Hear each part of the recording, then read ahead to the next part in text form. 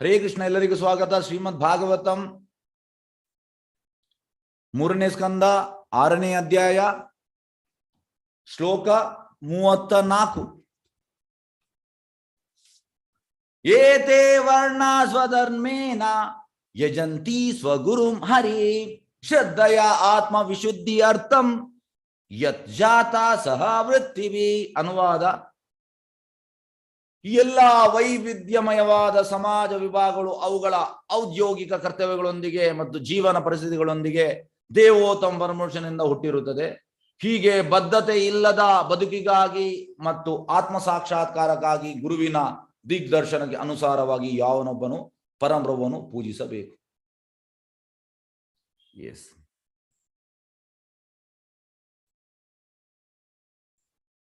ಎಲ್ಲ ಸಮಾಜ ವಿಭಾಗಗಳು ಯಾರಿಂದ ಹುಟ್ಟುವಂಥದ್ದು?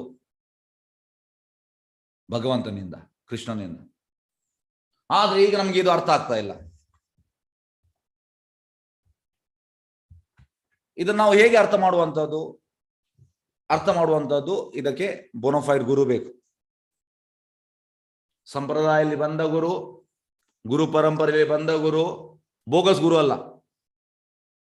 ಹೆಚ್ಚಿನವರು ಬೋಗಸ್ ಗುರುಗಳು. ಎಲ್ಲರಿಗೂ ಗುರು ಇದ್ದಾರೆ, ಆದ್ರೆ ಗುರು ಅಂದ್ರೆ ಸಂಪ್ರದಾಯದಲ್ಲಿ ಬಂದದ್ದು. ಹೇಗೆ ಅಂದ್ರೆ,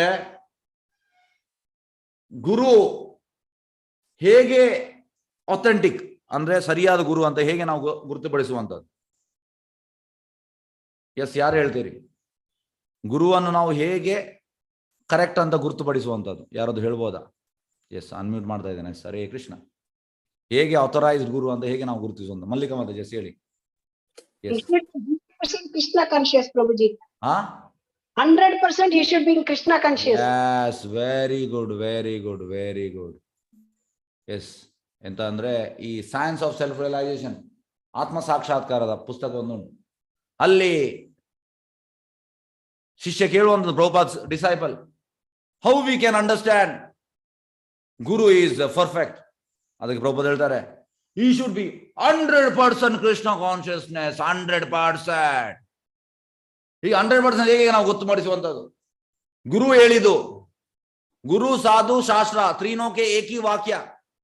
ಗುರು ಹೇಳಿದು, ಪ್ರೀವಿಯಸ್ ಸಾಧುಗಳು ಅಂದ್ರೆ ಈಗ ಪ್ರಭುಪಾದ್ ಮೆನ್ಷನ್ ಮಾಡ್ತಾರೆ, ಬ್ರಹ್ಮನ್ನು ಮೆನ್ಷನ್ ಮಾಡ್ತಾರೆ, ನಾರದ ಮುನಿ, ವೇದವ್ಯಾಸ, ಮಧ್ವಾಚಾರ್ಯ, ಶುಕದೇವ ಗೋಸ್ವಾಮಿ, ರೂಪ ಗೋಸ್ವಾಮಿ, ಸನಾತನ ಗೋಸ್ವಾಮಿ, ಜೀವ ಗೋಸ್ವಾಮಿ,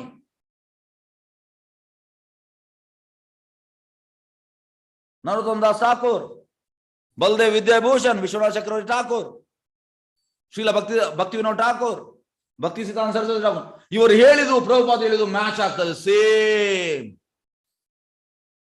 ಗುರು ಹೇಳಿದ್ರು, ಪ್ರೀವಿಯಸ್ ಆಚಾರ್ಯ ಹೇಳಿದ್ರು ಮ್ಯಾಚ್ ಆಗ್ಬೇಕು. ಗುರು ಸಾಧು ಶಾಸ್ತ್ರ ಕೂಡ ಮ್ಯಾಚ್ ಆಗ್ಬೇಕು. ಗುರು ಹೇಳಿದು, ಪ್ರೀವಿಯಸ್ ಆಚಾರ್ಯರು ಹೇಳಿದು, ಶಾಸ್ತ್ರ ಹೇಳಿದು, 3 ಮ್ಯಾಚ್ ಆಗ್ಬೇಕು. ಯಾವಾಗ ಮ್ಯಾಚ್ ಆಗುದಿಲ್ಲ ಅದು ಬೋಗಸ್ ಗುರು. ಕಲಿಯುಗದಲ್ಲಿ ಅಲ್ಲಿ ಪ್ರಭುಪಾದ್ ಹೇಳ್ತಾರೆ, ಗುರುಗಳು ಹೇಗೆ ಅಂದ್ರೆ ಬಸ್ ಸ್ಟ್ಯಾಂಡ್ 100 ಮೀಟರ್ಗೆ ಒಂದು ಬಸ್ ಸ್ಟ್ಯಾಂಡ್ ಉಂಟು. 100 ಮೀಟರ್ಸ್ಗೆ ಒಂದೊಂದು ಬಸ್ ಸ್ಟ್ಯಾಂಡ್ ಗೊತ್ತಿರ್ಬೋದು ನಿಮಗೆ. ಸಿಟಿಯಲ್ಲಿ ಅಲ್ಲಿ 100 ಮೀಟರ್ಸ್ ಅಲ್ಲಿ ಒಂದು ಬಸ್ ಸ್ಟ್ಯಾಂಡ್. ಅದ್ರದ್ದು ಅಲ್ಲಿ ಗುರುಗಳಿದ್ದಾರೆ. ಅದು ಗುರುಗಳು ಬೋಗಸ್ ಗುರುಗಳು. ಪರಂಪರೆ ಇಲ್ಲ, ಗುರು ಪರಂಪರೆ ಇಲ್ಲ, ಸಂಪ್ರದಾಯ ಇಲ್ಲ, ಪ್ರೀವಿಯಸ್ ಆಚಾರ್ಯ ಹೇಳಿದವನು ಒಪ್ಪುವುದಿಲ್ಲ, ಅವನ ಓನ್ ಅಭಿಪ್ರಾಯ. ಅಂತವನಿಂದ ಕೇಳಿದ್ರೆ ಪ್ರಭುಪಾದ್ ಹೇಳ್ತಾರೆ, you can hear for crores of life, ಕೋಟಿಗೆ ವರ್ಷ ನೀವು ಕೇಳ್ಬಹುದು ಅವನಿಂದ, ಆದ್ರೆ ಏನು ಪ್ರಯೋಜನವಿಲ್ಲ. ಅಂತ ಗುರುಗಳಿಂದ ಕೇಳಿದ್ರೆ ಏನು ಪ್ರಯೋಜನವಿಲ್ಲ.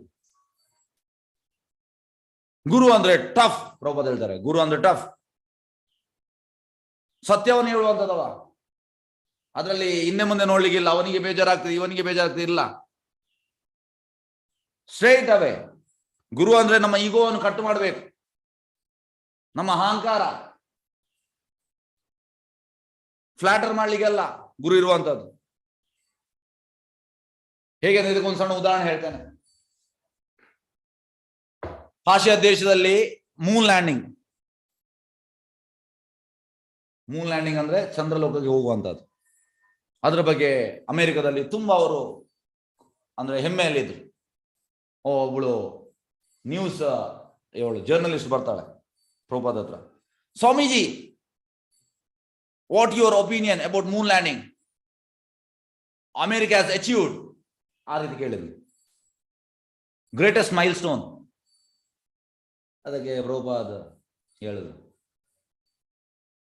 ಗ್ರೇಟೆಸ್ಟ್ ಮೈಲ್ ಸ್ಟೋನ್ ಅಂತ ಪ್ರಭುಪಾದ ಹೇಳ್ತಾರೆ, ಜನ್ಮ ಮೃತ್ಯು ಜರ ವ್ಯಾಧಿ ಹಾಗೆ ಉಂಟು, ಎಂತ ಮೈಲ್ ಸ್ಟೋನ್,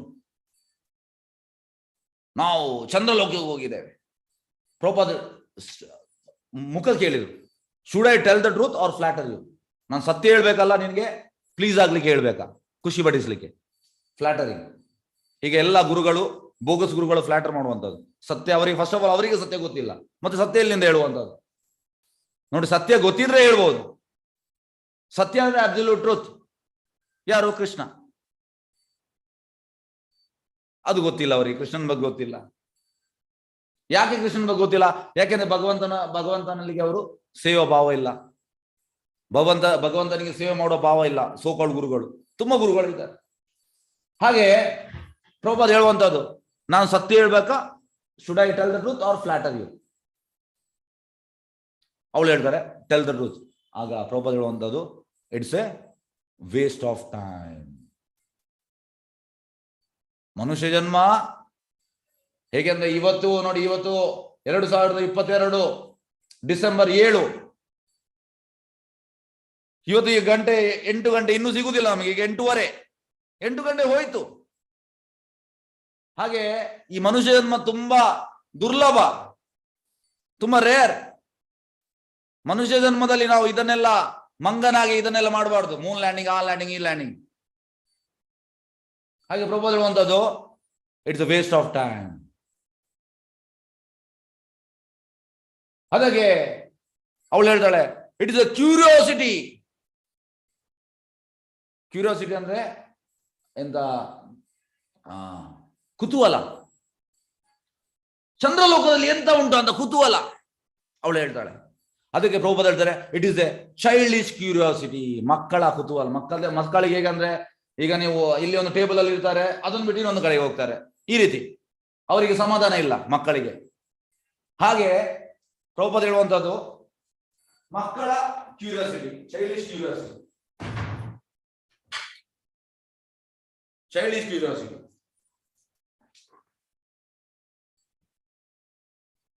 ಹಾಗೆ ನೋಡಿ, ಪ್ರಭುಪಾದ ಸ್ಟ್ರೇಟ್ ಆಗಿ ಹೇಳುವಂತದ್ದು, ಗುರು ಅಂದ್ರೆ ಇದು.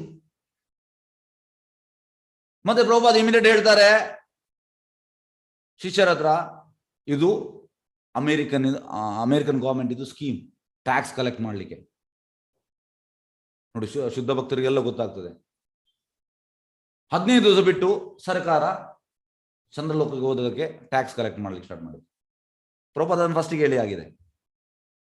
ಹಾಗಾಗಿ ಗುರು ಅಂದ್ರೆ ಇದು ಗುರು, ಬೋನೋಫೈಡ್ ಗುರು, ಸೋಕಾಲ್ಡ್ ಬೋಗಸ್ ಗುರು ಅಲ್ಲ. ನೀವು ಯಾವ್ದಾದ್ರು ಸೋಕಾಲ್ಡ್ ಬೋಗಸ್ ಗುರುಗಳನ್ನು ಪೂಜೆ ಮಾಡ್ತಾ ಇದ್ರೆ ಅವ್ರನ್ನ ಇವತ್ತೇ ಸ್ಟಾಪ್ ಮಾಡಿ. ಯಾಕೆ ಸ್ಟಾಪ್ ಮಾಡಬೇಕು? ಯಾಕೆಂದ್ರೆ ಪ್ರಭುಪಾದ ಹೇಳುವಂಥದ್ದು, he will go to darkest region of hell and even he will also go to hell. ಈ ಬೋಗಸ್ ಗುರುಗಳು ಅವರು ಕೂಡ ನರಕಕ್ಕೆ ಹೋಗು. ಯಾಕಂದ್ರೆ ಈಶೋಪನಿಷದಲ್ಲಿ ಪ್ರಮಾಣ ಉಂಟು, ಪ್ರಭುಪಾದ ಹೇಳಿದ್ದಾರೆ, they will go to the deepest region of hell ಅಂತೆ, ನರಕದ ಅಂಧತಮ ಪ್ರದೇಶಕ್ಕೆ ಹೋಗ್ತಾರಂತೆ. ಹಾಗಾಗಿ ಅವರು ಹೋಗುವಾಗ ನಾವು ಕೂಡ ಅವರೊಟ್ಟಿಗೆ ಹೋಗ್ತೇವೆ. ಹಾಗಾಗಿ ಈ ಸೋಕಾಲ್ಡ್ ಬೋಗಸ್ ಗುರುಗಳನ್ನು ನಾವು ಪೂಜೆ ಮಾಡೋದು ನಿಲ್ಲಿಸಬೇಕು. ಯಾಕೆಂದ್ರೆ ನಮ್ಗೆ ನೋಡಿ, ಹೇಗೆ ಅಂದ್ರೆ, ಈಗ ನಿಮ್ಗೆ ಕೋಲ್ಕತ್ತಾಗೆ ಹೋಗ್ಲಿಕ್ಕೆ ಇಚ್ಛೆ ಉಂಟು. ಈಗ ಇವತ್ತು ನಾಳೆ ನಿಮಗೆ ಹೋಗ್ಲಿಕ್ಕೆ, ನಾಡಿದ್ದು ಹೋಗ್ಲಿಕ್ಕೆ ನಿಮಗೆ ಇಚ್ಛೆ ಉಂಟು. ಇವತ್ತು ಬುಧವಾರ, ನಿಮಗೆ ಶುಕ್ರವಾರ ಹೋಗ್ಲಿಕ್ಕೆ ಇಚ್ಛೆ ಉಂಟು. ಈಗ ಟಿಕೆಟ್ ಸಿಗುವುದಿಲ್ಲ ನಿಮಗೆ. ಈಗ ಒಬ್ಬ ಲಾಟ್ಪುಟ್ ಒಬ್ಬ ಬರ್ತಾನೆ, ಮೊದಲು ಹೇಳ್ತಾನೆ ನಿಮ್ಗೆ ಟಿಕೆಟ್ ಮಾಡಿ ಕೊಡ್ತಾನೆ ಅಂತ. ನೀವು 3,000 ಕೊಡ್ತೀರ ಅವನಿಗೆ. ಟಿಕೆಟ್ ಕೂಡ ಎಲ್ಲ 3,000 ಕೂಡ ಹೋಯ್ತು. ನೀವು ಸರಿಯಾಗಿ ಹೋಗಿ ರೈಲ್ವೆ ಸ್ಟೇಷನ್ಗೆ ಹೋಗಿ ಅಲ್ಲಿ ಸರಿಯಾದ ಅಥಾರಿಟಿಯಿಂದ ತತ್ಕಾಲ್ ಹೀಗೆ ಅವರು ಮಾಡಿಕೊಡ್ತಾರೆ. ಅಲ್ಲಿ ಹೋಗಿ ನೀವು ಹಣ ಕೊಟ್ಟರೆ ನಿಮಗೆ ಸಿಗ್ತದೆ ಟಿಕೆಟ್. ಅದೇ ರೀತಿ ಸೋಕಾಳ್ ಗುರುಗಳಿಂದ ನಮಗೆ ಮೋಸವೇ ಆಗುವಂಥದ್ದು. ಯಾಕೆಂದ್ರೆ ಅವನಿಗೆ ಸತ್ಯ ಗೊತ್ತಿಲ್ಲ. ಮತ್ತೆ ಪ್ರಭುಪಾದ ಹೇಳುವಂಥದ್ದು, guru will never tell is god. ಹೇಗೆಂದ್ರೆ ಇದಕ್ಕೊಂದು ಸಣ್ಣ ಉದಾಹರಣೆ ಹೇಳ್ತೇನೆ. ಪ್ರಭುಪಾದ ಎಂತ ಆಯ್ತಂದ್ರೆ 1968 ಪ್ರಭುಪಾದಿಗೆ ಒಮ್ಮೆ ಹೃದಯಘಾತ ಆಯಿತು. ಇನ್ನೊಂದು ಬಾರಿ ಪ್ರಭುಪಾದ ಹೇಳಿದ್ರು, I want to die in Vrindavan, ನನಗೆ ವೃಂದಾವನದಲ್ಲಿ ಸಾಯಬೇಕಂತ ಪ್ರಭುಪಾದ್ ಹೇಳಿದ್ರು. ಹಾಗೆ ಶಿಷ್ಯರು ಅಮೆರಿಕದಿಂದ ತಂದರು. ಆಗ 3 ವರ್ಷ ಆದದಷ್ಟೇ ಮೂಮೆಂಟ್ ಸ್ಟಾರ್ಟ್ ಆಗಿ 2 ವರ್ಷ ಆದದ್ದು. ಹಾಗೆ ಆ ಟೈಮಲ್ಲಿ ಎಲ್ಲರೂ ಅಂದ್ರೆ ಫುಲ್ ಟ್ರೈನ್ ಆಗಲಿಲ್ಲ. ಪ್ರಭುಪಾದಾಗ ಪ್ರಾರ್ಥನೆ ಮಾಡ್ತಾರೆ ಗುರುವಿಗೆ, ಮೈ ಡಿಯರ್ ಗುರು ಮಹಾರಾಜ್, ಶ್ರೀಲ ಭಕ್ತಿವೇದಾಂತ ಠಾಕೂರ್ಗೆ ಪ್ರಾರ್ಥನೆ ಮಾಡುವಂಥದ್ದು, ನೀವು ನನ್ನನ್ನು ಕಳಿಸಿದ್ದೀರಿ, ಆದರೆ ಆ ಮಿಷನ್ ಫುಲ್ಫಿಲ್ ಆಗಲಿಲ್ಲ. ನಾನು ಶಿಷ್ಯರನ್ನು ಟ್ರೈನ್ ಮಾಡಿದ್ದೇನೆ, ಆದರೆ ಅವರೆಲ್ಲರೂ ಪಕ್ವ ಆಗಲಿಲ್ಲ. ಹಾಗಾಗಿ ನನ್ನ ಮಿಷನ್ ಕಂಪ್ಲೀಟ್ ಆಗಲಿಲ್ಲ. ಹಾಗಾಗಿ ನನಗೆ ಮಿಷನ್ ಕಂಪ್ಲೀಟ್ ಆಗುವ ತನಕ ನನಗೆ ಈ ಭೂಮಿಯಲ್ಲಿ ಇರಲಿಕ್ಕೆ ವ್ಯವಸ್ಥೆ ಮಾಡಿ ಪ್ರಾರ್ಥನೆ ಮಾಡ್ತಾರೆ. ಆಕ್ಚುಲಿ ನೋಡಿ, ಶುದ್ಧ ಭಕ್ತರಿಗೆ ಅವರಿಗೆ ಅಂದ್ರೆ ಬದುಕು ಸಾಯುವುದು ಎಲ್ಲ ಒಂದೇ, ನಾ ಜೀವೋವ ನಾ ಮರೋವ. ಯಾಕಂದ್ರೆ ಟೋಟಲ್ ಕೃಷ್ಣ ಪ್ರಜ್ಞೆಯಲ್ಲಿದ್ದಾರೆ. ಆದ್ರೆ ಅವರ ಮಿಷನ್ ಕಂಪ್ಲೀಟ್ ಆಗಲಿಲ್ಲ.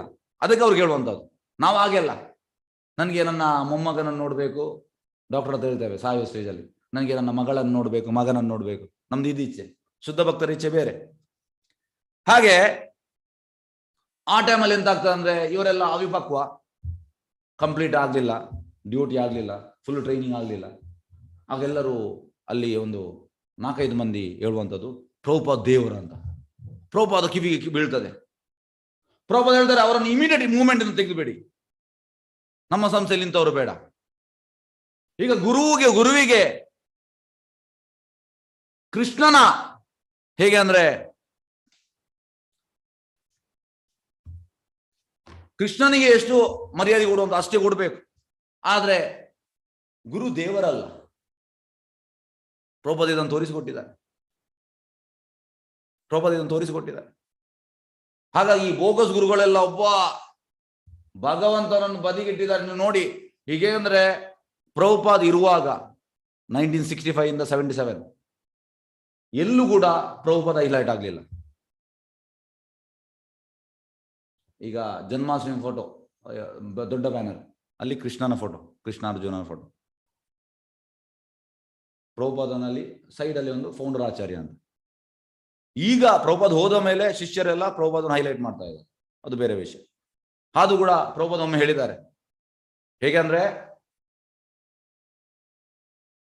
if a banner is there and if Krishna is there in that, mine photo should be 1/4 of that size. ಅಂದ್ರೆ ಕಾಲು ಭಾಗ ಭಗವಂತನ ಫೋಟೋ ದೊಡ್ಡದಿರ್ಬೇಕು, ನಂದು ಕಾಲು ಭಾಗಕ್ಕಿಂತ ಜಾಸ್ತಿ ದೊಡ್ಡದಿರಬಾರ್ದು. ಇದು ಪ್ರಭುಪಾದ ಕಂಡೀಷನ್ ಹೇಳಿದ್ದಾರೆ ಶಿಷ್ಯರಿಗೆ.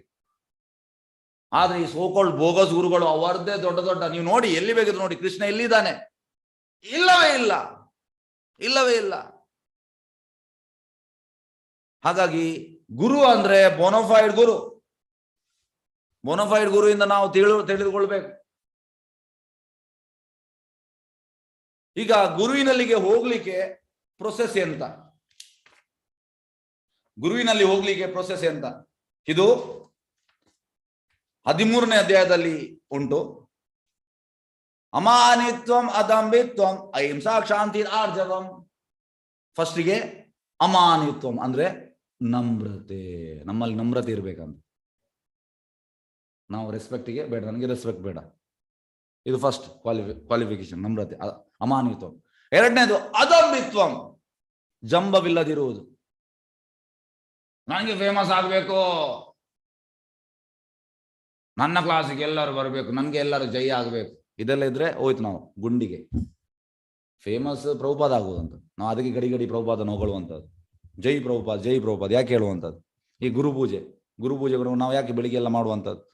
ಯಾಕೆಂದ್ರೆ ಇದು ಮೂಮೆಂಟ್, ಪ್ರಭುಪಾದ ಇದು ಮೂಮೆಂಟ್.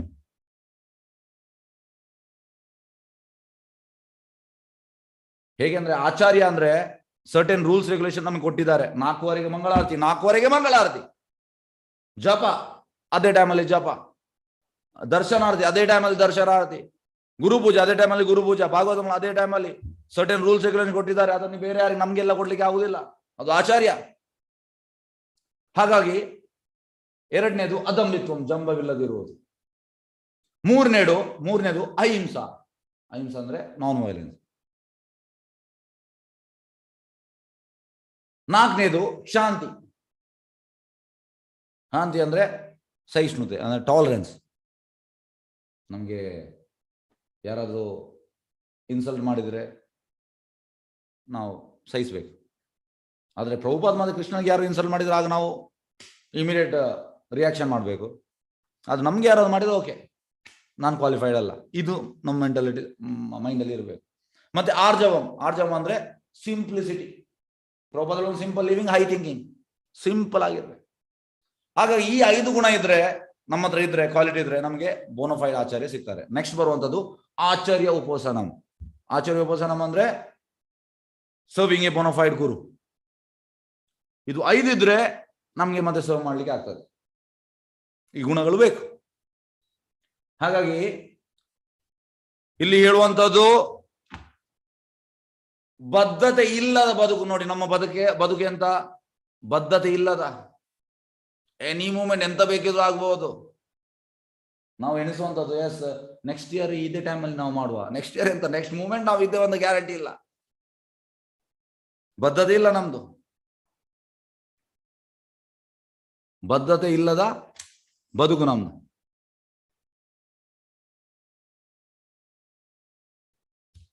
ಅನ್ಕಂಡೀಷನ್ ಲೈಫ್. ಮತ್ತು ಆತ್ಮ ಸಾಕ್ಷಾತ್ಕಾರಕ್ಕಾಗಿ ನೋಡಿ, ಗುರು ಇರುವಂಥದ್ದು ಆತ್ಮ ಸಾಕ್ಷಾತ್. ತದ್ವಿದ್ಧಿ ಪ್ರಣಿಪಾತೇನ ಪರಿಪ್ರಶ್ನೇನ ಸೇವೆಯ ಉಪದಕ್ಷಿಣೆ ಜ್ಞಾನಂ ಜ್ಞಾನಿನ ತತ್ವದರ್ಶನ. ಫಸ್ಟಿಗೆ ನಾವು ಗುರುವಿನ ಹತ್ರ ಹೋಗಬೇಕು, ಅವರಿಗೆ ನಾವು ಸರೆಂಡರ್ ಆಗಬೇಕು, ಮತ್ತೆ ನಾವು ಪ್ರಶ್ನೆ ಮಾಡಬೇಕು, ಸರೆಂಡರ್ ಆಗಬೇಕು, ಪ್ರಶ್ನೆ ಮಾಡಬೇಕು, ಮತ್ತೆ ನಾವು ಸೇವೆ ಮಾಡಬೇಕು ಅವ್ರದ್ದು. ಮತ್ತೆ ಅವರು ಕೃಷ್ಣನನ್ನು ಕಂಡಿದ್ದಾರೆ, ನಮಗೆ ಕೃಷ್ಣನನ್ನು ತೋರಿಸ್ತಾರೆ, ಖಂಡಿತ ತೋರಿಸ್ತಾರೆ, ದರ್ಶನ ಮಾಡಿಸ್ತಾರೆ, ಬೋನಫೈಡ್ ಗುರು. ಹಾಗಾಗಿ ಗುರುವಿನ ದಿಗ್ದರ್ಶನಕ್ಕೆ ಅನುಸಾರವಾಗಿ ಯಾವನೊಬ್ಬನು ಪರಮಪ್ರಭುವನ್ನು ಪೂಜಿಸಬೇಕು. ಯಾರ ಮಾರ್ಗದರ್ಶನದಲ್ಲಿ? Bonafide guru, bonafide spiritual master. ಅವರ ಮಾರ್ಗದರ್ಶನದಲ್ಲಿ ನಾವು ನಡಿಬೇಕು ಅಷ್ಟೇ. You will get all perfection. ನಮ್ಗೆ ಎಲ್ಲ ಸಿದ್ಧಿಗಳು ಬರ್ತದೆ ಆಟೋಮೆಟಿಕ್. ಜಸ್ಟ್ ಪ್ರಭುಪಾದ ಹೇಳಿದ ನಾವು ಫಾಲೋ ಮಾಡ್ತಾ ಹೋದ್ರೆ ಆಯ್ತು ಅಷ್ಟೇ. Simple process. ಏನು ನಾವು ಸರ್ಕಸ್ ಮಾಡ್ಲಿಕ್ಕಿಲ್ಲ. ಪ್ರಭುಪಾದ ಕೊಟ್ಟಿದ್ದಾರೆ, ಬೇಸಿಕ್ ಕೊಟ್ಟಿದ್ದಾರೆ, ಅದನ್ನ ಮಾಡ್ತಾ ಹೋದ್ರೆ ಆಯ್ತು. ಈಗ ಭಾವಾರ್ಥಕ್ಕೆ ಹೋಗುವ. ಭಾವಾರ್ಥ ವೈಸ್ ಡಿವೈನ್ ಗ್ರೇಸ್ ಅಭಯ ಚರಣಾರವಿಂದ ಭಕ್ತಿ ವೇದನ್ ಸ್ವಾಮಿ ಶೀಲ ಪ್ರಭುಪಾದ ಕಿ ಜೈ. ಸಮಗ್ರ ವಿಶ್ವದ ಎಲ್ಲಾ ಭಾಗಗಳಲ್ಲಿರುವ ಸಮಸ್ತ ಜೀವಿಗಳು ಅದ್ಭುತ ರೂಪದ ಪರಮ ಪ್ರಭುವಿನ ಬೇರೆ ಬೇರೆ ಭಾಗದಿಂದ ಜನಿಸುವುದರಿಂದ ಈ ಪರಮ ಶರೀರದ ನಿತ್ಯ ಸೇವೆ ಮಾಡುವವರೆಂದು ತಿಳಿಯಲಾಗಿದೆ. ನೋಡಿ, ಸಮಸ್ತ ಜೀವಿಗಳು ಭಗವಂತನ ಭಾಗಗಳನ್ನು ಜನಿಸುವುದರಿಂದ ನಾವು ಭಗವಂತನೇ ಸೇವೆ ಮಾಡಬೇಕು. ನಮ್ಮ ದೇಹದ ಬಾಯಿ, ಕೈಗಳು, ತೊಡೆಗಳು, ಕಾಲುಗಳು ಮುಂತಾದ ಪ್ರತಿಯೊಂದು ಅಂಗವು ಇಡೀ ದೇಹಕ್ಕೆ ಸೇವೆ ಸಲ್ಲಿಸಲಿಕ್ಕೆ ಇರುತ್ತದೆ. ದೇಹಕ್ಕೆ ಸೇವೆ ಸಲ್ಲಿಸಲಿಕ್ಕೆ ಇರುವಂತದ್ದು ಉಳಿದ ಅಂಗಗಳು, ಅದು ಅವುಗಳ ದೇಹ ಪ್ರಕೃತಿಯ ಸ್ಥಿತಿಯಾಗಿದೆ. ಮಾನವನಿಗಿಂತ ಕೆಳಗಿನ ಬದುಕಿನಲ್ಲಿ ಜೀವಿಗಳಿಗೆ ಈ ಬಗೆಯ ದೇಹ ಪ್ರಕೃತಿ ಸ್ಥಿತಿಯು ಅರಿವು ಇರುವುದಿಲ್ಲ. ನೋಡಿ, ಮನುಷ್ಯನಿಗೆ ಮಾತ್ರ ಇರುವಂತದ್ದು, ಬೇರೆ ಪ್ರಾಣಿಗಳಿಗಿಲ್ಲ, ಈ ಅರಿವು ಇಲ್ಲ. ಆದರೆ ಮಾನವ ರೂಪದ ಬದುಕಿನಲ್ಲಿ ಸಮಾಜದ ವ್ಯವಸ್ಥೆಗಳಾದ ವರ್ಣಾಶ್ರಮ ಪದ್ಧತಿಯ ಮೂಲಕ ಇದನ್ನು ತಿಳಿದಿರಲು ಸಾಧ್ಯವಿದೆ. ವರ್ಣಾಶ್ರಮ, 4 ವರ್ಣ ಆಶ್ರಮ. 4 ವರ್ಣ ಯಾವುದು? ಬ್ರಾಹ್ಮಣ, ಕ್ಷತ್ರಿಯ, ವೈಶ್ಯ, ಶೂದ್ರ. ನಾವು ಕಲ್ತೇವೆ ಅದನ್ನು. ಮತ್ತೆ ಆಶ್ರಮ, ಬ್ರಹ್ಮಚಾರಿ, ಗೃಹಸ್ಥ, ವಾನಪ್ರಸ್ಥ, ಸನ್ಯಾಸ. ಹಾಗಾಗಿ ಇದರಿಂದ ನಮಗೆ ಇದನ್ನು ಕಲೀಲಿಕ್ಕೆ ಆಗ್ತದೆ. ಮೇಲೆ ಹೇಳಿರುವಂತೆ ಬ್ರಾಹ್ಮಣನು ಸಮಾಜದ ಎಲ್ಲಾ ವರ್ಣಗಳ ಗುರುವಾಗಿರುತ್ತಾನೆ. ನೋಡಿ, ಬ್ರಾಹ್ಮಣ ಈ 4 ವರ್ಣ, ಕ್ಷತ್ರಿಯ, ವೈಶ್ಯ, ಶೂದ್ರ, ಅವರಿಗೆ ಗುರುವಾಗಿರ್ತಾನೆ. ಹೀಗೆ ಭಗವಂತನ ದಿವ್ಯ ಸೇವೆಯಲ್ಲಿ ಕೊನೆಯಾಗುವ ಬ್ರಾಹ್ಮಣ ಸಂಸ್ಕೃತಿಯು ಆತ್ಮಶುದ್ಧಿಗೆ ಮೂಲಭೂತವಾದ ತತ್ವವಾಗಿದೆ. ಹಾಗೆ ಪ್ರಭುಪಾದ ಹೇಳುವಂಥದ್ದು, this Krishna conscious movement, ISKCON movement is producing unlimited brahmanas. ಯಾವುದರಿಂದ? ಜನ್ಮದಿಂದ ಅಲ್ಲ, ಸಂಸ್ಕಾರದಿಂದ. ಬದ್ಧ ಜೀವನದಲ್ಲಿ ಆತ್ಮನು ತಾನು ವಿಶ್ವದ ಅಧಿಪತಿಯಾಗಬಹುದೆಂಬ ಕಲ್ಪನೆಯಲ್ಲಿ ಇರುತ್ತೆ ನೋಡಿ. ಇದು ಅಂದ್ರೆ ಪ್ರಭುಪಾದ ಹೇಳುವಂಥದ್ದು, what you have to renounce. ನಾವು ಯಾವುದನ್ನು ವೈರಾಗ್ಯ ಮಾಡಬೇಕು? ಪ್ರಭುಪಾದ ಹೇಳುವಂಥದ್ದು, you have to renounce the doggish mentality that I am the enjoyer. ನಾಯಿಯ ಮೆಂಟಾಲಿಟಿ ಅಂತೆ, ನಾನು ಭೋಗ್ತಾರ. ಇದನ್ನು ನಾವು ವೈರಾಗ್ಯ ಮಾಡಬೇಕು, ರಿನೌನ್ಸ್ ಮಾಡಬೇಕು. ಎಂಜಾಯರ್ ಭಗವಂತ ಮಾತ್ರ, ಕೃಷ್ಣ ಮಾತ್ರ ಎಂಜಾಯರ್. ಭೋಗ್ತಾರ ನಾವು ಎಂಜಾಯರ್ ಅಲ್ಲ, ಭೋಗ್ತಾರ ಕೃಷ್ಣ. ನಾವು ಭಗವಂತನ ಎಂಜಾಯ್ಮೆಂಟ್ ಅಲ್ಲಿ ಭಾಗಿಯಾಗಬೇಕು ಅಷ್ಟೇ. ಸೆಂಟ್ರಲ್ಲಿ ಕೃಷ್ಣ. ಆದ್ರೆ ಬದ್ಧ ಜೀವನದಲ್ಲಿ ಆತ್ಮ ತಾನು ವಿಶ್ವದ ಅಧಿಪತಿಯಾಗಿ ಎಲ್ಲರಿಗೂ ಎಸ್ ನಾನು ಸೆಂಟ್ರಲ್ಲಿ ಬರಬೇಕು. ಇದೇ ನಮ್ಮ ಡೌನ್ ಫಾಲಿಗೆ ಕಾರಣ, ನಮ್ಮ ಪತನಕ್ಕೆ ಕಾರಣ ಎಂತಂದ್ರೆ ನನಗೆ ನಾನು ಅಧಿಪತಿ ಆಗ್ಬೇಕಂದ್ರೆ ನಾನು ಸೆಂಟ್ರಲ್ಲಿ ಬರಬೇಕು. ಸೆಂಟ್ರಲ್ಲಿ ಕೃಷ್ಣ, ನಾವಲ್ಲ. ಈ ತಪ್ಪು ಕಲ್ಪನೆಯ ಕೊನೆಯ ಬಿಂದುವೆಂದರೆ ತಾನೇ ಪರಮಪುರುಷ ಎಂದು ಭಾವಿಸುವಂಥದ್ದು. ಮಾಯಾವಾದಿಗಳು ನಾನೇ ದೇವರಾಗುವಂಥ, ನಾನು ನಾರಾಯಣ. ಇದು ಎಂತ ತಪ್ಪು ಕಲ್ಪನೆಯ ಕೊನೆಯ ಬಿಂದು. ಇದು ತಾನೇ ಪರಮಪುರುಷ ಎಂದು ಭಾವಿಸುವಂಥದ್ದು.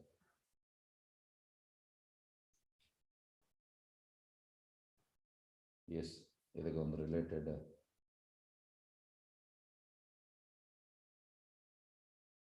ಎಸ್ ಮಧ್ವೀಶ ಮಹಾರಾಜ್ ಅಂತ ಹೇಳ್ತಾರೆ. ಎಸ್, ಒಮ್ಮೆ ಎಂತಾಯ್ತು ಅಂದ್ರೆ ಒಬ್ಬ ಹೇಳುವಂಥದ್ದು ನಾನು ದೇವರು ಅಂತ. ಅದಕ್ಕೆ ಪ್ರಭುಪಾದಿಗೆ ನೋಡ್ತಾರೆ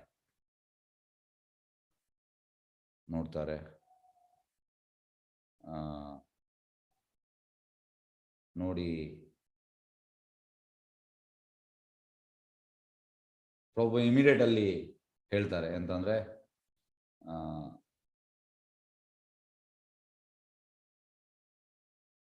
ಎಸ್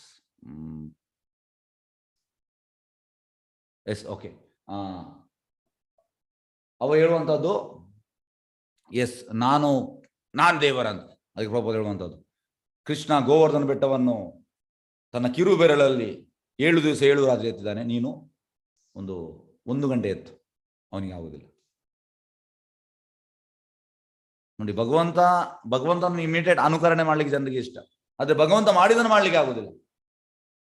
ಭಗವಂತ 16,000 ಹೆಂಡತಿಯರೊಟ್ಟಿಗೆ ಅವ ಎಲ್ಲ ಮನೆಯಲ್ಲಿ ಇದ್ದ ಈ ದ್ವಾರಕೆಯಲ್ಲಿ. ಎಷ್ಟೋ ಸಾವಿರ ಗೋಪಿಗೊಟ್ಟಿಗೆ ಅವ ಕುಣಿತಾ ಇದ್ದ, ಎಲ್ಲ ಗೋಪಿಗಳೊಟ್ಟಿಗೆ ಅವ ಇದ್ದಂತೆ. ಅದು ಹೇಗೆ? ಯಾಕೆಂದ್ರೆ ಅದು ಭಗವಂತ ಕೃಷ್ಣ. ನಮಗೆ ಅದನ್ನು ಮಾಡ್ಲಿಕ್ಕೆ ಆಗುದಿಲ್ಲ. ಭಗವಂತನನ್ನು ಅನುಕರಣೆ ಮಾಡೋದು ಡೇಂಜರಸ್. ಅನುಕರಣೆ ಭಗವಂತ ಮಾಡಿದನ್ನು ನಾವು ಮಾಡ್ಲಿಕ್ಕೆ ಆಗುದಿಲ್ಲ. ಎಸ್ ಇರುತ್ತದೆ. ಓಕೆ, ಅದು ಅವುಗಳ ದೇಹ ಪ್ರಕೃತಿ. ಮಾನವನ ಕೆಳಗಿನ ಓಕೆ ಜೀವಿಗಳಿಗೆ ಪ್ರಕೃತಿ ಇಲ್ಲ, ಆದರೆ ಮಾನವ ರೂಪದಲ್ಲಿ ಬದುಕಿನ ಸಮಾಜ ವ್ಯವಸ್ಥೆಗಳ ವರ್ಣಾಶ್ರಮ ಪದ್ಧತಿಯ ಮೂಲಕ ಇದನ್ನು ತಿಳಿಸಲು ಸಾಧ್ಯವಾಗಿದೆ.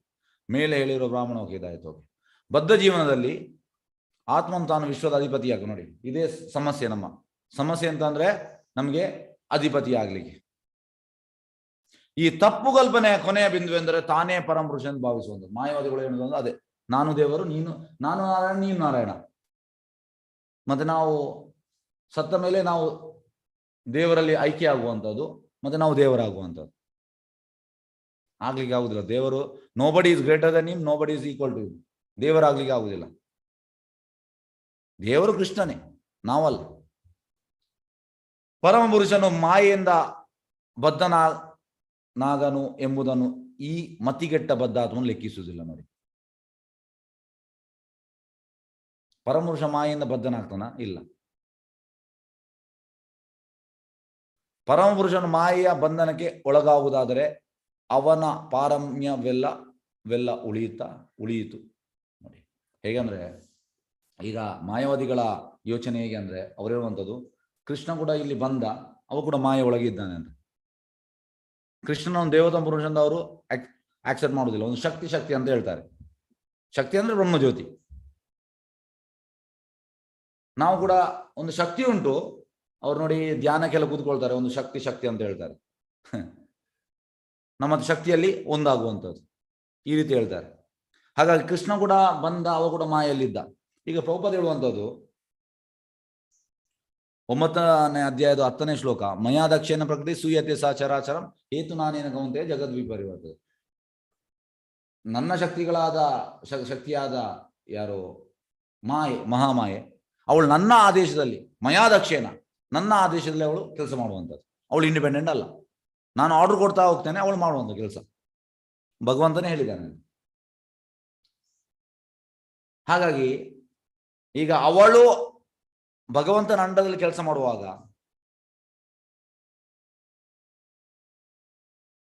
ಹೇಗೆ ಭಗವಂತ ಅವಳ ಅಂಡರ್ ಬರುವಂಥದ್ದು?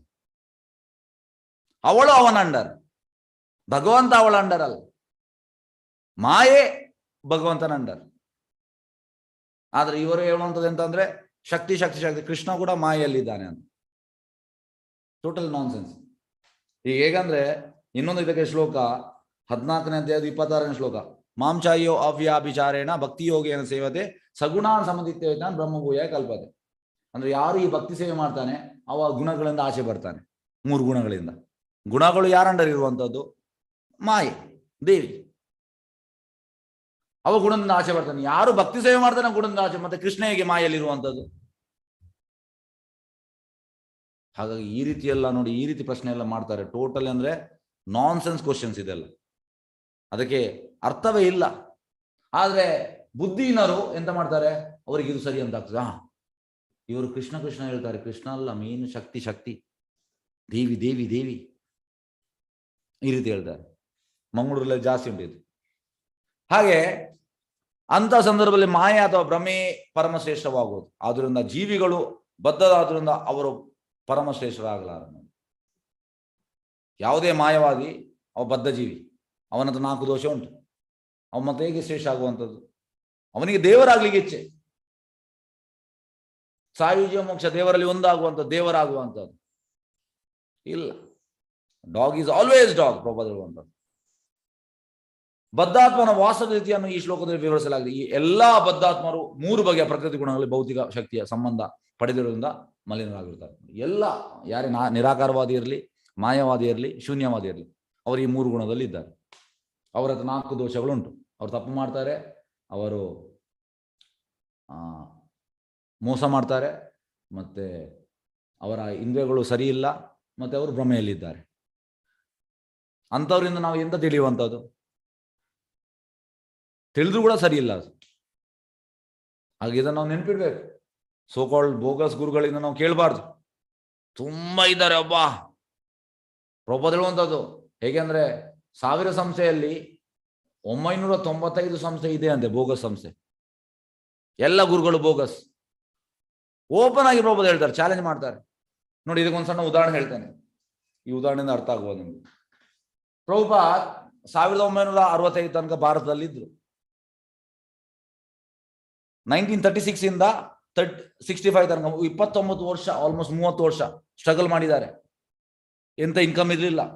36ರಲ್ಲಿ ಅವರ ಎಂತಾಯ್ತು, 37ರಲ್ಲಿ ಅವರ ಫ್ಯಾಕ್ಟ್ರಿಗೆ ಬೆಂಕಿ ಹಿಡಿಯಿತು. ಟೋಟಲ್ ನೆಲ ಕಚ್ಚಿದ್ರು, ಲಾಸ್ ಆದ್ರು. ಆಗ ಪ್ರಚಾರ ಮಾಡ್ತಾ ಇದ್ದಾರೆ, ಆದ್ರೆ ಯಾರು ಕೂಡ ಅವರನ್ನು ರೆಕಗ್ನೈಸ್ ಮಾಡಲಿಲ್ಲ.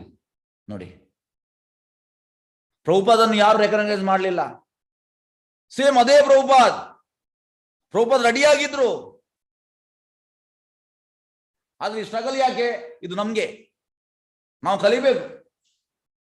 ಪ್ರಭುಪಾದ ಆಗಲೇ ಭಗವಂತ ಅವರನ್ನು ಎಂತ ಮಾಡುವಂಥದ್ದು, ಇಮಿಡಿಯೇಟ್ 1937 ಅವರು ಲಾಸ್ ಆಗುವಾಗಲೇ ಅವರನ್ನು ಅಮೆರಿಕ ಕಳಿಸಬಹುದಿತ್ತು. ಆದ್ರೆ ಪ್ರಭುಪಾದ ಸ್ಟ್ರಗಲ್ ಮಾಡಿದ್ದಾರೆ. ಆದ್ರೆ ಶುದ್ಧ ಭಕ್ತರಿಗೆ ಸ್ಟ್ರಗಲ್ ಅಲ್ಲ, ಅದು ನಮ್ಮಂತವರಿಗೆ ಸ್ಟ್ರಗಲ್. ಹಾಗೆ ಪ್ರಭುಪಾದ್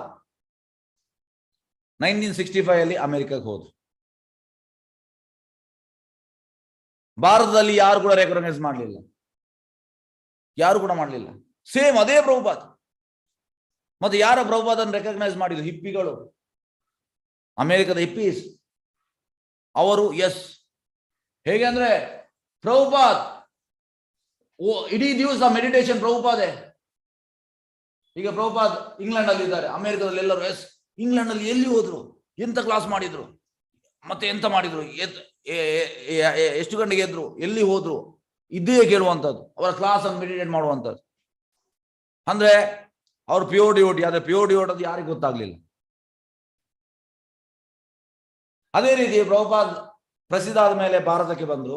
ಮತ್ತೆ ಈ ಭಾರತದ ಎಲ್ಲ ಸೋಕಾಲ್ಡ್ ಆಧ್ಯಾತ್ಮಿಕ ಸಂಸ್ಥೆಗಳು ಉಂಟು, ತುಂಬ ಉಂಟು. 1000 ಎಡಿಷನ್ ಉಂಟು, 1000 ಮಂದಿ ಭಗವದ್ಗೀತೆ ಬರೆದಿದ್ದಾರೆ. ಅದ್ರಲ್ಲಿ ಪ್ರಭುಪಾದ್ ಹೇಳುವಂಥದ್ದು ಆಲ್ಮೋಸ್ಟ್ 99.9% ಬೋಗಸ್ ಎಡಿಷನ್, ಅದನ್ನು ಓದಬಾರ್ದಂತೆ. ಯಾಕೆ? ಅವರವರ ಅಭಿಪ್ರಾಯ ಕೊಟ್ಟಿದ್ದಾರೆ. ಹಾಗೆ ಗೀತಾ ಸಮಿತಿ ಅಂತ ಮಾಡಿದ್ರು, ಗೀತಾ ಸಮಿತಿ, ಗೀತಾ ಅಸೋಸಿಯೇಷನ್. ಪ್ರಭುಪಾದನ್ನು ಕರೆದ್ರು, ಫೇಮಸ್ ಆದ್ಮೇಲೆ ಕರೆದ್ರು ಪ್ರಭುಪಾದ್ ಹೋದ್ರು ಅಲ್ಲಿ. ಪ್ರಭುಪಾದ್ ಹೋಗಿ ಒಂದು ದೀಪ ಹಚ್ಚಿದ್ರು. ಜಸ್ಟ್ ಪ್ರಭುಪಾದ್ ಹೇಳಿದ್ರು, ಇದು ಎಂತ ಗೀತಾ, ಇದು ಯಾವ ಸಮಿತಿ? ಅದಕ್ಕೆ ಅವ ಹೇಳಿದ, ಆರ್ಗನೈಸರ್, ಇದು ಗೀತಾ ಸಮಿತಿ. ಗೀತಾ ಸಮಿತಿ? ಕಾಂಗ್ರೆಸ್ ಇದು ಮೀಟಿಂಗ್ ಆಗುವಾಗ ಅಲ್ಲಿ ಜವಾಹರ್ಲಾಲ್ ನೆಹರು, ಸರ್ದಾರ್ ವಲ್ಲಭಾಯ್ ಪಟೇಲ್ ಅವ್ರದ್ದು ಫೋಟೋ ಇರ್ತದೆ. ಇಲ್ಲಿ ಗೀತಾ ಸಮಿತಿ ಹೇಳ್ತೀರಿ, ಅರ್ಜುನ ಮತ್ತೆ ಕೃಷ್ಣನ ಸಣ್ಣ ಫೋಟೋ ಆದ್ರೂ ಇರ್ಬೇಕಲ್ಲ, ಎಲ್ಲಿ ಉಂಟು? ಆರ್ಗನೈಸರ್ ತಲೆಯನ್ನು ಕೆಳಗೆ ಮಾಡಿದ. ಹಾಗೆ ತುಂಬಾ ಸಂಸ್ಥೆಗಳು ಬರೆದಿದ್ದಾರೆ ಭಗವದ್ಗೀತೆ, ಆದ್ರೆ ಭಗವಂತನನ್ನು ಆಕ್ಸೆಪ್ಟ್ ಮಾಡುವುದಿಲ್ಲ.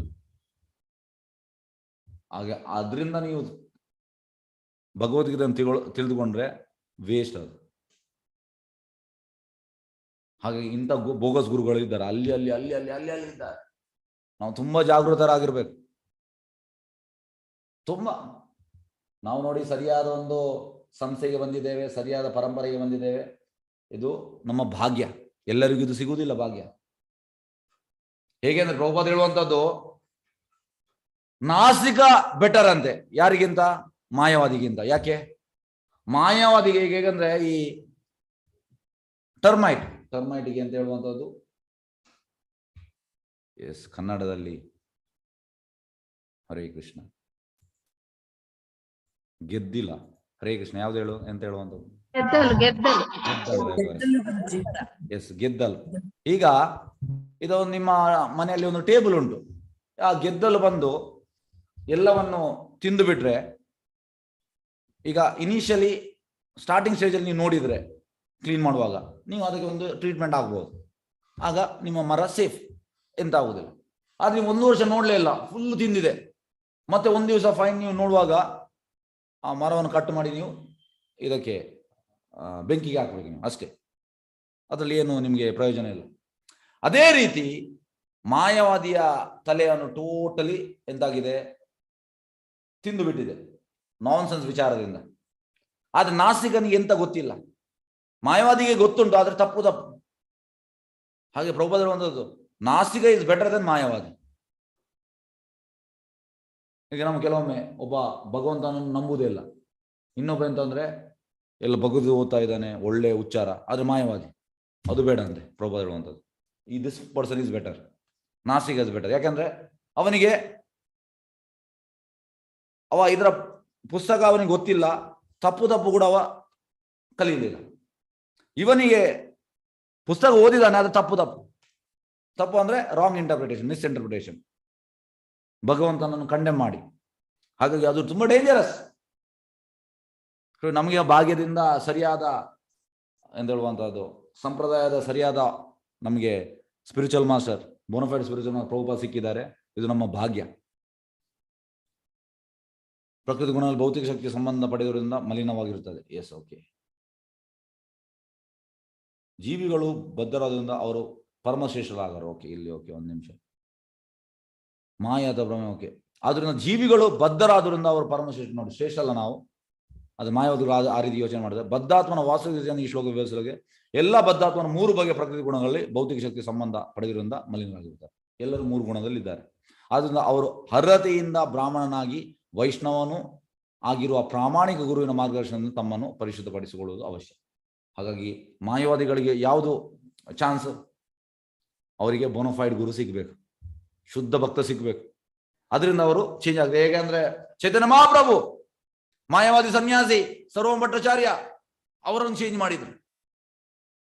ಇನ್ನೊಂದು ವಾರಣಾಸಿಯಲ್ಲಿ, ಕಾಶಿಯಲ್ಲಿ ಪ್ರಕಾಶಾನಂದ ಸರಸ್ವತಿ, ಅವನಿಗೆ 10,000 ಡಿಸೈಪಲ್ಸ್ ಇದ್ರು, ಮಾಯಾವಾದಿ ಸನ್ಯಾಸಿ. ಅವರನ್ನು ಚೇಂಜ್ ಮಾಡಿದರು. ಹಾಗಾಗಿ ಚೈತನ್ಯ ಮಹಾಪ್ರಭು ಭಕ್ತರ ರೂಪದಲ್ಲಿ ಬಂದಿದ್ದಾರೆ, ಅವರು ಸ್ವತಃ ಕೃಷ್ಣ. ಹಾಗಾಗಿ ಒಂದೇ ಚಾನ್ಸ್ ಎಂತಂದ್ರೆ ಆ ಮಾಯವಾದಿಗೆ ವೈಷ್ಣವ ಸಿಕ್ಕಿದ್ರೆ, ಶುದ್ಧ ವೈಷ್ಣವ, ಶುದ್ಧ ಭಕ್ತ, ಆಗ ಅವ ಚೇಂಜ್ ಆಗುವ ಚಾನ್ಸಸ್ ಉಂಟು, ಇಲ್ಲವೇ ಇಲ್ಲ. ಇಲ್ಲಿ ಹೇಳಿರುವ ಆತ್ಮ ಶುದ್ಧೀಕರಣದ ಕೇವಲವಾದ ವಿಧಾನವೆಂದರೆ ಪ್ರಾಮಾಣಿಕ ಗುರುವಿನ ಮಾರ್ಗದರ್ಶನದಂತೆ ಮಾನ್ಯ ಮಾಡಲಾದ ವಿಧಾನದಲ್ಲಿ ಭಗವಂತನ ಆರಾಧಿಸುವುದು. ಪ್ರಾಮಾಣಿಕ ಗುರು, ಬೋನಫೈಡ್ ಗುರು, ಅದು ಶುದ್ಧೀಕರಣದ ಸ್ವಾಭಾವಿಕವಾದ ಮಾರ್ಗವಾಗಿದೆ. ಬೇರೆ ಯಾವುದೇ ಚಾನ್ಸ್ ಇಲ್ಲ, ಒಂದೇ ಚಾನ್ಸ್ ಇರುವಂಥದ್ದು. ಬೇರೆ ಯಾವ ವಿಧಾನವನ್ನು ಪ್ರಾಮಾಣಿಕವೆಂಬುದು ಸಮರ್ಥಿಸಲು ಸಾಧ್ಯವಿಲ್ಲ. ಶುದ್ಧೀಕರಣದ ಅನ್ಯ ವಿಧಾನಗಳು ಜೀವನದ ಈ ಮಟ್ಟಕ್ಕೆ ಬರಲು ಸಹಾಯಕವಾಗಬಹುದು, ಆದರೆ ಅಂತಿಮವಾಗಿ ವಾಸ್ತವವಾಗಿ ಪರಿಶುದ್ಧ ಪಡೆಯುವುದಕ್ಕೆ ಮೊದಲಾಗಿ ಯಾವನೊಬ್ಬನು ಈ ಕೊನೆಯ ಮುಖ್ಯಾಂಶ ಬರಲೇಬೇಕು. ಈ ಸತ್ಯಾಂಶ ಭಗವದ್ಗೀತೆಯಲ್ಲಿ 7.19 ಹೀಗೆ ಬಿಡುಗಡೆ. ಬಹುನಾಮ ಜನ್ಮನಾಮಂತೆ ಜ್ಞಾನವನಾಮ ಪ್ರಬೋಧತೆ ವಾಸುದೇವ ಸರ್ವಮಿತಿ ಸಾಮದ ದುರ್ಲಭ. ಅಂದ್ರೆ ಜ್ಞಾನಿಗಳು, ಈ ಶ್ಲೋಕಕ್ಕೆ ನನ್ನ ಎಕ್ಸಾಂಪಲ್ ಹೇಳ್ತೇನೆ, ಶ್ರೀಲ ಭಕ್ತಿವೇದಾಂತ ಸರಸ್ವತಿ ಠಾಕೂರ್ ಹೇಳುವಂಥದ್ದು. ಹೇಗೆಂದ್ರೆ ಒಮ್ಮೆ ಒಬ್ಬ ಪುರುಷ, ಒಬ್ಬ ಗಂಡಸು ರೀಸೆಂಟ್ಲಿ ಮದುವೆ ಆದವ,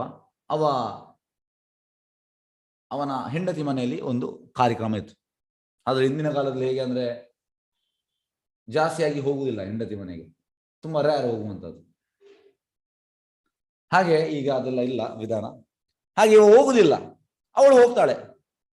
ಆದ್ರೆ ಫಂಕ್ಷನ್ಗೆ ಹೋಗಿ ಬರ್ಲಿಕ್ಕೆ ಅವನಿಗೆ ಇಚ್ಛೆ ಇತ್ತು, ಮತ್ತೆ ಅವ ಹೋಗ್ತಾನೆ.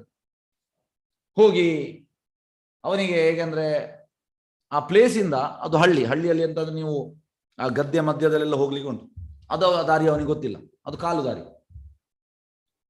ಅವನಿಗೆ ಆ ಬಸ್ ಸ್ಟಾಪ್ ಗೊತ್ತುಂಟು ಎಲ್ಲಿ ಇಳಿಬೇಕಂತ, ಅಲ್ಲಿಂದ ಒಳಗೆ ಹೋಗ್ಲಿಕ್ಕೆ ಗೊತ್ತಿಲ್ಲ ಅವನಿಗೆ. ಹಾಗೆ ಬೆಳಿಗ್ಗೆ ಹೋಗಿ ಅವ ಎಂತ ಮಾಡ್ಬೇಕಿತ್ತು ಅಂದ್ರೆ, ಒಂದು ಅವನ ಹೆಂಡತಿಗೆ ಫೋನ್ ಮಾಡ್ಬೇಕಿತ್ತು, ಇಲ್ಲದ ಅವನ ಮಾವನಿಗೆ ಫೋನ್ ಮಾಡ್ಬೇಕಿತ್ತು. ಅದೇ ಮಾಡ್ಲಿಲ್ಲ ಅವ. ಜ್ಞಾನಿಗಳು ಇದೇ ರೀತಿ ನೋಡಿ, ಜ್ಞಾನಿಗಳು ಅವರ ಸಮಸ್ಯೆ ಇದು.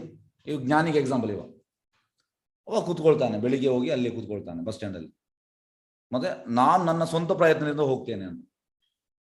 ಕಡೆಗೆ ಸಂಜೆ ಆಗುವಾಗ ಈ ಹಸುಗಳು ಮತ್ತೆ ಎತ್ತುಗಳು, ಅವ್ನು ನೋಡಿದ ಇದು ಅವನ ಮಾವನ ಹಸುಗಳ ಎತ್ತುಗಳು ಅಂತ ಅವನಿಗೆ ಗೊತ್ತಾಯ್ತು. ಹಾಗಾಗಿ ಅವ ಎಂತ ಮಾಡ್ತಾನೆ, ಆ ಎತ್ತುವಿನ ಬಾಲವನ್ನು ಹಿಡಿತಾನೆ, ಗಟ್ಟಿ ಹಿಡಿತಾನೆ, ನಾನು ಬಿಡುವುದಿಲ್ಲ ಅಂತ. ಆದ್ರೆ ಎತ್ತು ಎಂತ ಮಾಡ್ತದೆ, ಓಡ್ಲಿಕ್ಕೆ ಸ್ಟಾರ್ಟ್ ಮಾಡ್ತದೆ. ಓಡುವಾಗ ಅವನ ಕೈಗೆ, ಕಾಲಿಗೆ, ಮುಖಕ್ಕೆ ಎಲ್ಲ ಕಲ್ಲಿಂದ ಎಲ್ಲ ಒಡೆದ ಬೀಳ್ತದೆ, ರಕ್ತ ಎಲ್ಲ ಬರ್ತದೆ. ಆದ್ರೂ ಕೂಡ ಬಿಡ್ಲಿಲ್ಲ ಅವ. ನಮ್ಮ ಜ್ಞಾನಿಗಳು ಈ ರೀತಿ, ಮಾಯವಾದಿಗಳು. ಕಡೆಗೆ ಅವೊಂದು ಜಾಗಕ್ಕೆ ಬರ್ತಾನೆ, ಆಗ ಎಲ್ಲರೂ ಎತ್ತುಗಳ ಅಂತ ಹೊಡಿಲಿಕ್ಕೆ ಬರ್ತಾರೆ, ಅವನಿಗೆ ಹೊಡಿಲಿಕ್ಕೆ ಬರ್ತಾರೆ.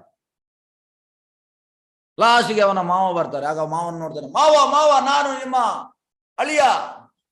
ಆಗ ಮಾವ ನೋಡ್ತಾನೆ, ಬಿಡಿ ಅಂತ ಸ್ಟಾಪ್ ಮಾಡಿಸ್ತಾರೆ.